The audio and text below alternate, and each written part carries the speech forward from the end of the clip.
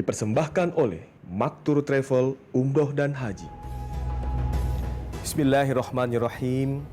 Assalamualaikum warahmatullahi wabarakatuh.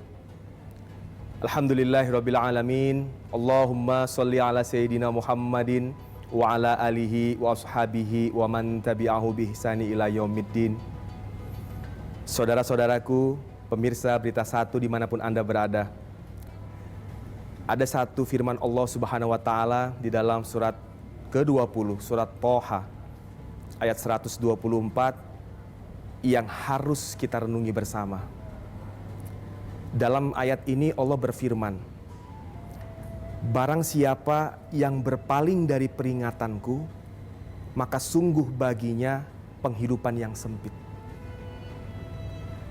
Barang siapa yang melanggar semua ketentuanku, maka sungguh bagimu penghidupan yang sempit.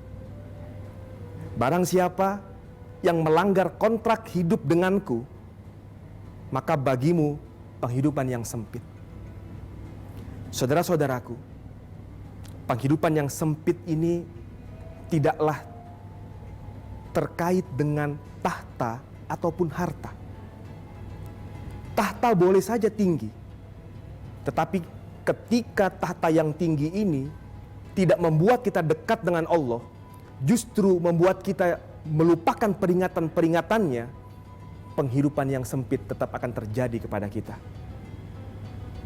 Bahkan orang yang berharta banyak, propertinya di mana-mana, simpanannya di mana-mana, tapi tidak membuat dia dekat dengan Allah, justru nikmat yang Allah titipkan kepadanya membuat dia jauh dari Allah, melanggar aturan-aturan Allah, penghidupan sempit akan Allah berikan kepadanya.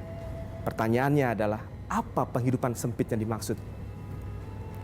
Saudara-saudaraku, penghidupan sempit adalah kegelisahan hati. Penghidupan sempit adalah ketidaktenangan dalam hidup. Penghidupan sempit adalah ketika kita tidak mampu merasakan kenikmatan dalam beribadah kepada Allah. Inilah kehidupan sempit yang paling kita khawatirkan. Saudara-saudaraku, bukankah kita pernah tahu cerita, tidak sedikit bahkan ceritanya, orang yang sudah sampai di puncak popularitas, apapun sudah dia miliki, tetapi dia mengakhiri hidupnya dengan tragis. Kosong jiwanya, penghidupan sempit dia alami. Kenapa?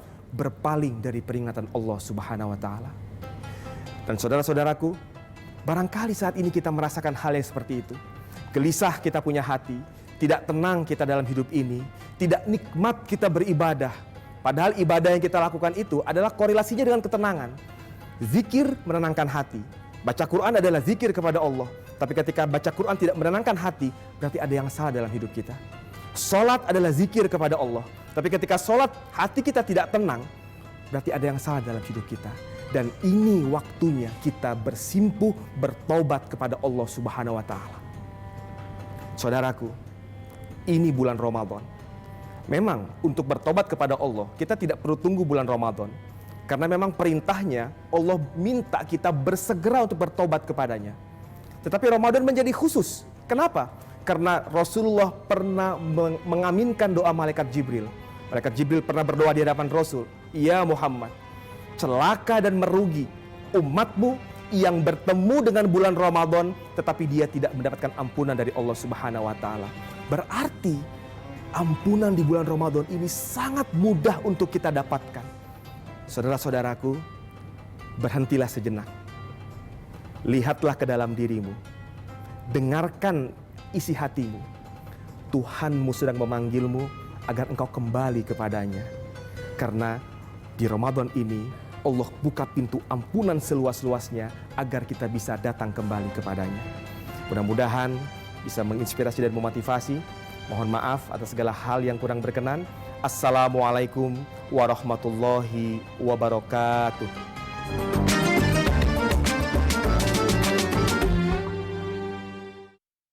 Dipersembahkan oleh Maktur Travel Umroh dan Haji.